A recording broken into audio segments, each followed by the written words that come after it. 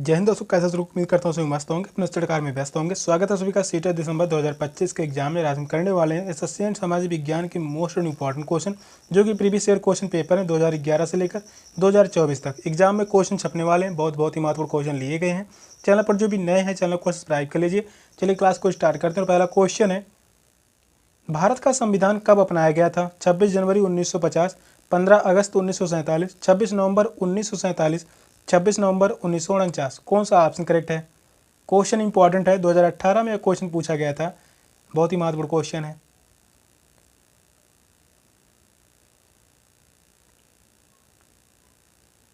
भारत का संविधान कब अपनाया गया? भारत का संविधान अपनाया गया था 26 नवंबर 1949। फोर्थ ऑप्शन करेक्ट है। 26 जनवरी 1950 को पूरे देश में लागू किया गया था। भारत का संविधान पूरी तरीके से लागू हुआ था 26 जनवरी 1950, अपनाया गया था 26 नवंबर 1949। विश्व में भारत का संविधान सबसे बड़ा लिखित संविधान है। विश्व में भारत का संविधान सबसे बड़ा लिखित संविधान है। सबसे बड़ा लिखित संविधान है।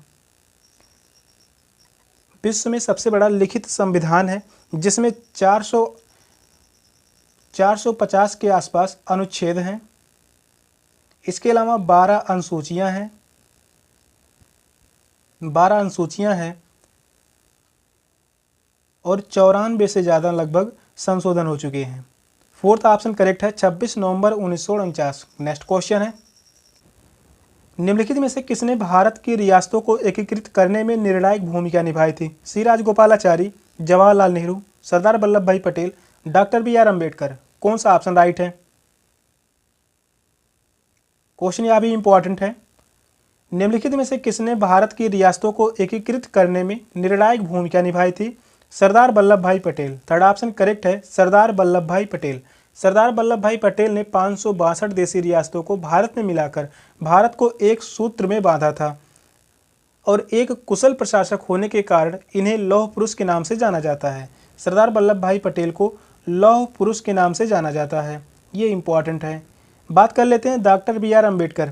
यह प्रारूप समिति के अध्यक्ष थे। काफ़ी बार एग्जाम में पूछा गया था प्रारूप समिति के अध्यक्ष कौन थे, तो वहाँ है doctor B R Ambedkar. Third option correct है। नेक्स्ट क्वेश्चन है, निम्नलिखित में से कौन भारत के संविधान की समवर्ती सूची के मामले में कार्य करता है?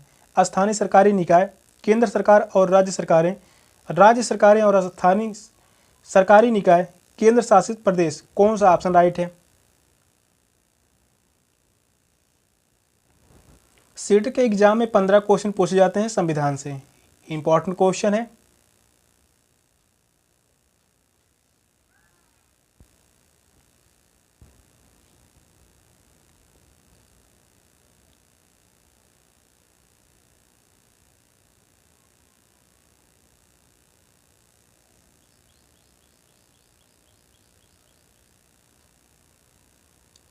निम्नलिखित में से कौन भारत के संविधान की समवर्ती सूची के मामले में कार्य करता है? केंद्र सरकार और राज्य सरकारें दोनों। सेकंड ऑप्शन करेक्ट है, केंद्र सरकार और राज्य सरकारें। भारत के संविधान में समवर्ती सूची के मामले में केंद्र सरकार और राज्य सरकार कार्य करती हैं। समवर्ती सूची में उन विषयों को शामिल किया गया है जो विषय केंद्र व राज्य दोनों के लिए महत्वपूर्ण हैं। इसलिए समवर्ती सूची में दिए गए विषयों पर कानून बनाने की शक्ति संसद व राज्य विधानमंडल दोनों के पास है। सेकंड ऑप्शन करेक्ट है। नेक्स्ट क्वेश्चन है, निम्नलिखित में से कौन भारत की संविधान सभा में मसौदा समिति के अध्यक्ष थे? बहुत ही इंपॉर्टेंट क्वेश्चन है। Jawaharlal Nehru, C Rajagopalachari, doctor B R Ambedkar, doctor Rajendra Prasad. कौन सा ऑप्शन करेक्ट है?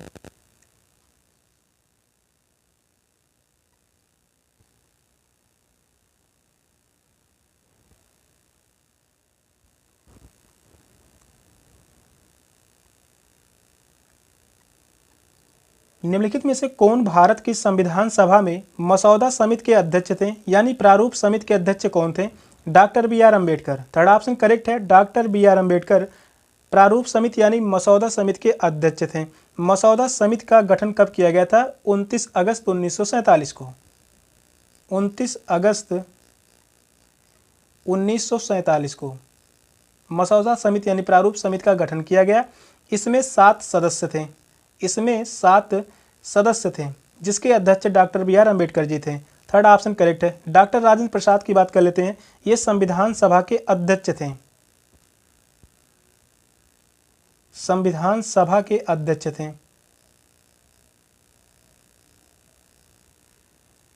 नेक्स्ट क्वेश्चन है, 18वीं सदी में किसके नेतृत्व में बंगाल धीरे धीरे मुगल नियंत्रण से अलग हो गया?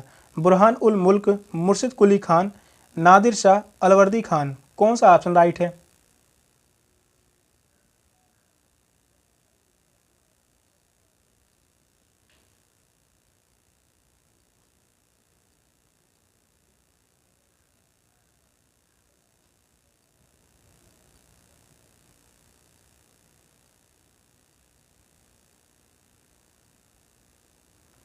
अठारहवीं सदी में किसके नेतृत्व में बंगाल धीरे धीरे मुगल नियंत्रण से अलग हो गया?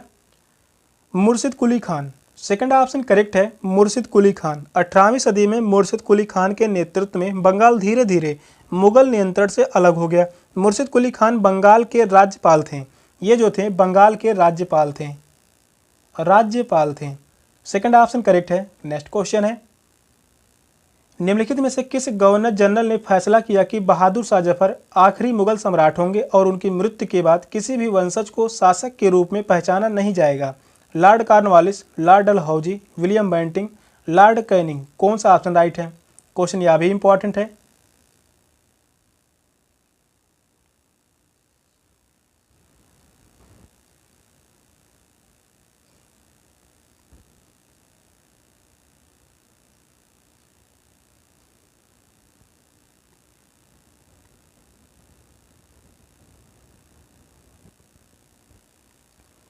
क्वेश्चन कह रहा है, निम्नलिखित में से किस गवर्नर जनरल ने फैसला किया कि बहादुर शाह जफर आखिरी मुगल सम्राट होंगे और उनकी मृत्यु के बाद किसी भी वंशज को शासक के रूप में पहचाना नहीं जाएगा? Lord Canning. Fourth option correct है, Lord Canning. Governor general Lord Canning ने फैसला किया कि बहादुर शाह जफर आखिरी मुगल सम्राट होंगे और उनकी मृत्यु के बाद किसी भी वंशज को शासक के रूप में मान्यता नहीं दी जाएगी। 1849 में लॉर्ड कैनिंग की घोषणा के पश्चात बहादुर शाह जफर के उत्तराधिकारी को ऐतिहासिक लाल किला छोड़ना पड़ा और शहर के बाहर जाना पड़ा। फोर्थ ऑप्शन करेक्ट है। नेक्स्ट क्वेश्चन है, किस गवर्नर जनरल ने घोषित किया कि अवध पर गलत तरीके से शासन किया जा रहा था और उचित प्रशासन सुनिश्चित करने के लिए ब्रिटिश शासन की आवश्यकता थी? Lord Mountbatten, Lord Ripon, Lord Canning, Lord Dalhousie. कौन सा ऑप्शन राइट है? यह क्वेश्चन 2018 में पूछा गया था और यही क्वेश्चन 2019 में पूछा गया। इंपॉर्टेंट क्वेश्चन है।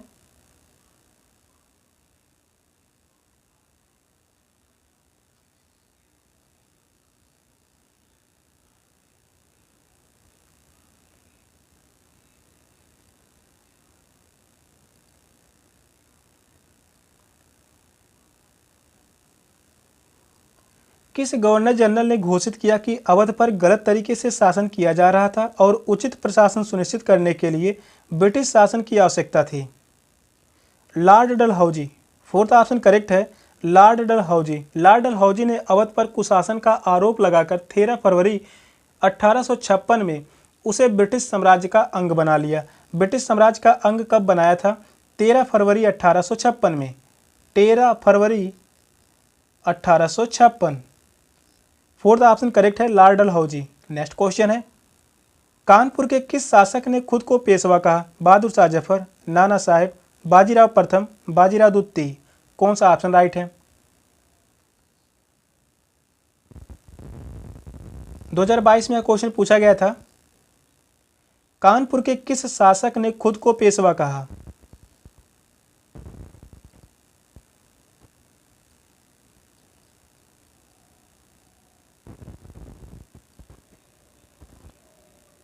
तो वह है Nana Saheb. Second option correct है, नाना साहेब। कानपुर के शासक नाना साहेब ने खुद को पेशवा कहा और 1857 के विद्रोह में कानपुर में विद्रोह का संचालन नाना साहेब के नेतृत्व में हुआ था। इन्होंने 1857 के विद्रोह का नेतृत्व किया कानपुर से। यह इंपॉर्टेंट है।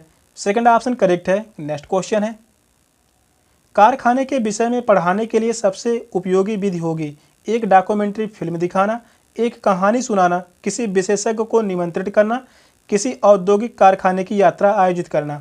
कौन सा ऑप्शन राइट है? पेडागोजी से क्वेश्चन है, इंपॉर्टेंट क्वेश्चन है।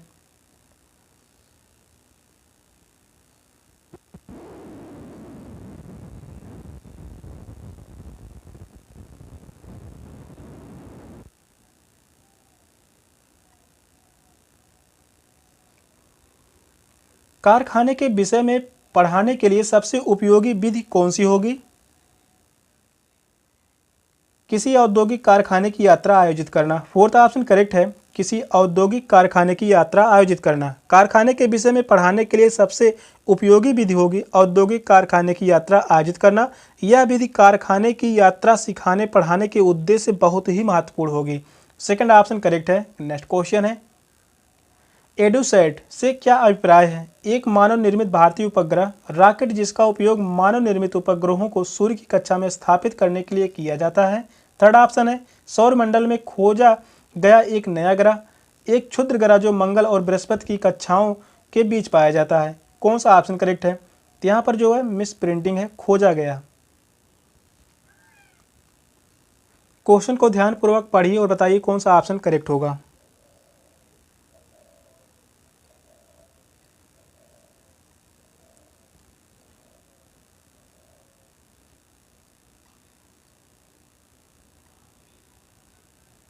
एडुसैट से क्या अभिप्राय है? एक मानव निर्मित भारतीय उपग्रह। फर्स्ट ऑप्शन करेक्ट है, एक मानव निर्मित भारतीय उपग्रह। यह क्वेश्चन 2018 में पूछा गया, फिर दोबारा नई क्वेश्चन पूछा गया। 2018 में पूछा गया था, इसको ध्यान में रखिए, पूछे जाने की संभावना है। एक मानव निर्मित भारतीय उपग्रह। नेक्स्ट क्वेश्चन है, पंचवाड़ी और बीजक में निम्नलिखित में से किस महान हस्ती के छंद और विचारों को संरक्षित किया गया? रविदास, मीराबाई, कबीर, गुरु नानक। कौन सा ऑप्शन राइट है?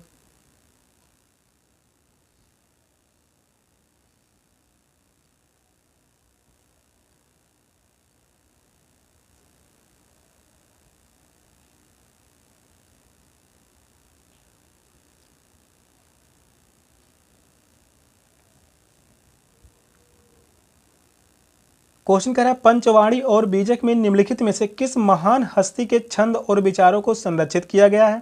तो वह है Kabirdas ji. Third option correct है, कबीरदास जी। पंचवाड़ी और बीजक में महान हस्ती कबीर के छंद और विचारों को संरक्षित किया गया है। वे एक अत्यधिक प्रभावशाली संत थे और समाज सुधारक भी थे। थर्ड ऑप्शन करेक्ट है। नेक्स्ट क्वेश्चन है, एलोरा की गुफा का भित्त चित्र जिसमें विष्णु को नरसिंह अर्थात पुरुष सिंह के रूप में दिखाया गया है किस काल की कृति है? गुप्त काल, गुर्जर प्रतिहार काल, राष्ट्रकूट काल, चालुक्य काल। कौन सा ऑप्शन राइट है?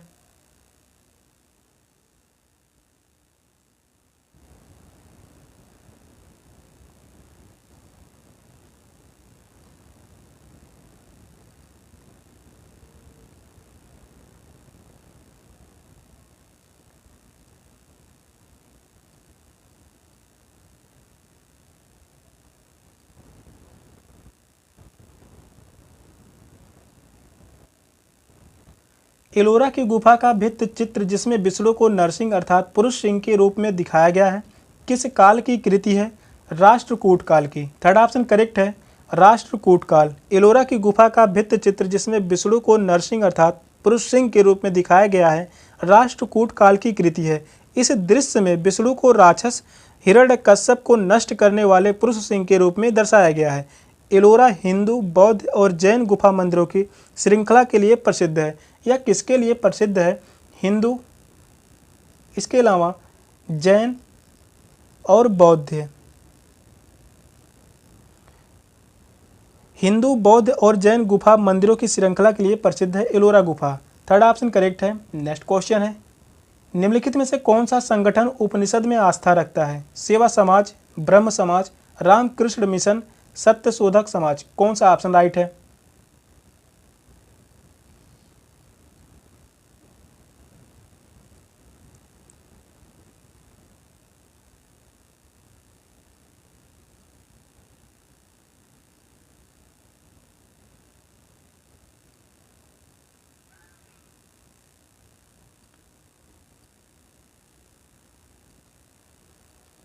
कौन सा संगठन उपनिषद में आस्था रखता है? तो वह है ब्रह्म समाज। सेकंड ऑप्शन करेक्ट है, ब्रह्म समाज। ब्रह्म समाज उपनिषद में आस्था रखता है। उपनिषद हिंदू धर्म के महत्वपूर्ण श्रुति धर्म ग्रंथ हैं और ब्रह्म समाज के प्रवर्तक राजा राम मोहन राय जी हैं। राजा राम मोहन राय, राजा राम मोहन राय ब्रह्म समाज के संस्थापक थे। इसकी स्थापना हुई थी 1828 में। 1828 में। सत्य शोधक समाज के संस्थापक कौन है? ज्योतिबा राव फूले। ज्योतिबा राव फूले, ये सत्यशोधक समाज के संस्थापक थे। महाराष्ट्र के ये समाज सुधारक थे ज्योतिबा राव फूले। सेकंड ऑप्शन करेक्ट है, ब्रह्म समाज। नेक्स्ट क्वेश्चन है, वात दिदर्शी का प्रयोग क्या मापने के लिए किया जाता है? वायु तापमान, वायु वेग, वायु दाब, वायु दिशा, कौन सा ऑप्शन राइट है? क्वेश्चन यहाँ भी इंपॉर्टेंट है, यह क्वेश्चन 2018 में पूछा गया था।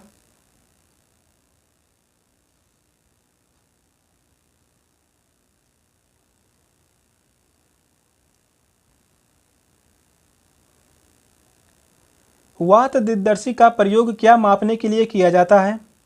वायु दिशा मापने के लिए किया जाता है। फोर्थ ऑप्शन करेक्ट है, वायु दिशा। वात दिदर्शी हवा की दिशा दिखाने वाला यह एक यंत्र है जिसका उपयोग पायलटों द्वारा हवा की दिशा निर्धारित करने के लिए किया जाता है। इसका उपयोग किसके द्वारा किया जाता है? पायलटों के द्वारा। पायलटों के द्वारा हवा की दिशा निर्धारित करने के लिए किया जाता है। फोर्थ ऑप्शन करेक्ट है। नेक्स्ट क्वेश्चन है, वायुमंडल की निम्नलिखित में से कौन सी परत रेडियो तरंगों के संचरण में मदद करती है? बहिर्मंडल, समताप मंडल, मध्य मंडल, बाह्य वायुमंडल, कौन सा ऑप्शन करेक्ट है? काफ़ी बार यह एग्जाम में क्वेश्चन आया है और पढ़ाया भी जा चुका है। 2018 में क्वेश्चन पूछा गया था और यही क्वेश्चन शिफ्ट वाइज एग्जाम हुए थे 2022 में, उस समय भी पूछा गया।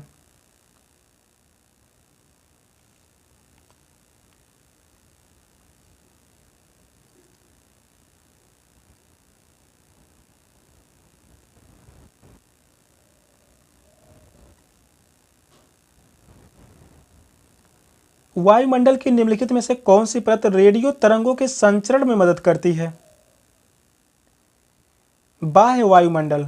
फोर्थ ऑप्शन करेक्ट है, बाह्य वायुमंडल। बाह्य वायुमंडल को दो उपमंडलों में बांटा गया है।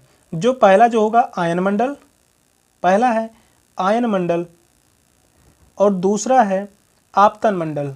दूसरा है आपतन मंडल। इसके दो उपमंडल हैं। समताप मंडल की बात करते हैं, वायुयान उड़ाने के लिए सबसे सुरक्षित मंडल। वायुयान उड़ाने के लिए सबसे सुरक्षित मंडल है। मध्य मंडल की बात करते हैं तो उल्का पिंड प्रवेश करते ही जलने लगते हैं। उल्का पिंड प्रवेश करते ही जलने लगते हैं मध्य मंडल में। ये सभी एग्जाम में पूछे गए हैं, इंपॉर्टेंट है। फोर्थ ऑप्शन करेक्ट है। नेक्स्ट क्वेश्चन है, पृथ्वी की विभिन्न परतों को क्रम में आंतरिक के बाहरीतम परत तक पहचानिए। आंतरिक क्रोड, बाहरी क्रोड, मेटल, परपटी। परपटी, मेटल, बाहरी क्रोड, आंतरिक क्रोड।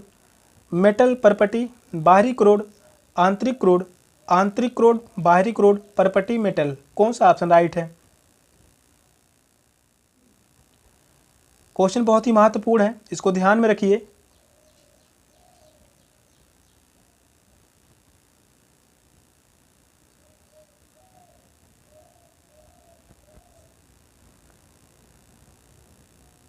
पृथ्वी की विभिन्न परतों को क्रम में आंतरिक से बाहरीतम परत तक पहचानिए।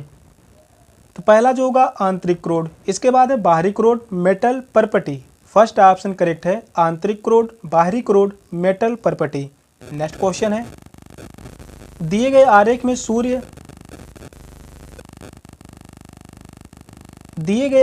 सूर्य, पृथ्वी और चंद्रमा की स्थिति को ध्यान से देखिए और बताइए कि यह क्या दर्शाता है। तो यहाँ पर जो है चित्र नहीं छप पाया, उसके लिए माफ़ी चाहूँगा। यहाँ पर बना दे रहा हूँ चित्र। यह जो होगा सूर्य है, यह सूर्य है,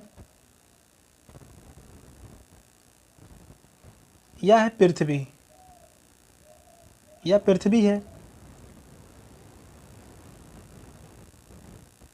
और यह जो है चंद्रमा, यह है चंद्रमा। तो यहाँ से इस प्रकार से है और यह एरो ऊपर की तरफ है। अब बताइए कौन सा ऑप्शन करेक्ट होगा। क्वेश्चन जो कह रहा है, दिए गए आरेख में सूर्य है, पृथ्वी है और चंद्रमा की स्थिति को ध्यान से देखिए और बताइए कि यह क्या दर्शाता है। लघु ज्वार भाटा, सूर्य ग्रहण, चंद्र ग्रहण, बृहद ज्वार भाटा, कौन सा ऑप्शन राइट है?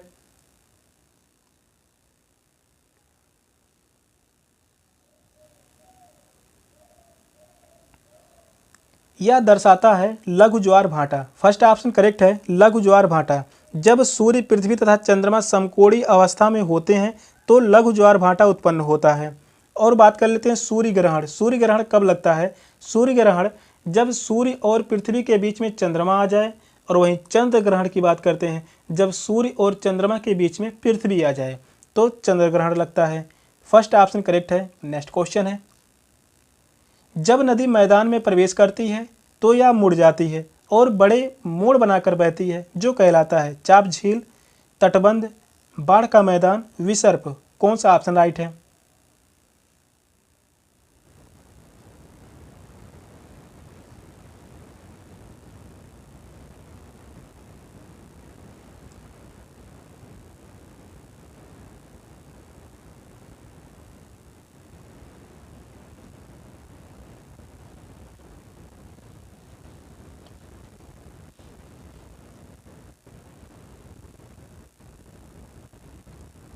जब नदी मैदान में प्रवेश करती है तो यह मुड़ जाती है और बड़े मोड़ बनाकर बहती है जो कहलाता है विसर्प। फोर्थ ऑप्शन करेक्ट है, विसर्प कहलाता है। नदियां जो है पहले भावर क्षेत्र में प्रवेश करती हैं। भावर क्षेत्र जो होता है छोटे छोटे पत्थर होते हैं जो कि यहाँ पर नदियाँ अदृश्य होकर प्रवाहित होती हैं। यहाँ पर नदियाँ अदृश्य हो जाती हैं भावर क्षेत्र में, ये इंपॉर्टेंट है। इसके बाद तराई क्षेत्र में नदियाँ प्रवेश करती हैं और तराई क्षेत्र में प्रवेश करते ही अपने जल को बिखेरती हैं। अपने जल को यह नदियाँ अपने जल को बिखेरती हैं। उसके बाद नदियाँ मैदान में प्रवेश करती हैं जो कि विसर्पित होकर प्रवाहित होती हैं। इस प्रकार से प्रवाहित होती हैं। फोर्थ ऑप्शन करेक्ट है, विसर्प। नेक्स्ट क्वेश्चन है, अधिकांश दुर्गम क्षेत्रों में और आपदाओं के समय लोगों को बचाने और भोजन, जल, कपड़े एवं दवाओं को वितरित करने के लिए यातायात का कौन सा साधन बेहद उपयोगी? जल मार्ग, वायु मार्ग, रेल मार्ग, सड़क मार्ग। कौन सा ऑप्शन राइट है?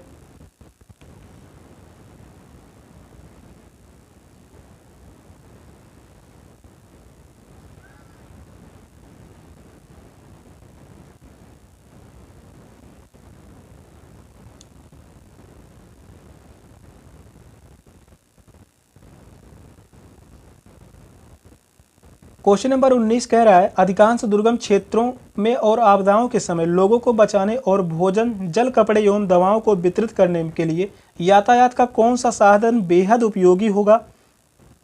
तो वह है वायु मार्ग। सेकंड ऑप्शन करेक्ट है, वायु मार्ग। आपातकाल में वायु यातायात की सुविधा बेहद ही उपयोगी होती है। जल मार्ग में अगर आपदा है या दुर्गम क्षेत्र है तो यहाँ पर जो है जल मार्ग सही नहीं होगा, रेल मार्ग भी सही नहीं है और सड़क मार्ग, ये तीनों ही ऑप्शन गलत होंगे।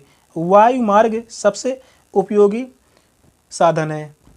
नेक्स्ट क्वेश्चन है, भूगोल की वह शाखा जो विशिष्ट मानव जनसंख्या की संरचना के विषय से संबंधित है क्या कहलाती है? मानव भूगोल, नगरीय भूगोल, जैव भूगोल, जनसांख्यिकी। कौन सा ऑप्शन करेक्ट है?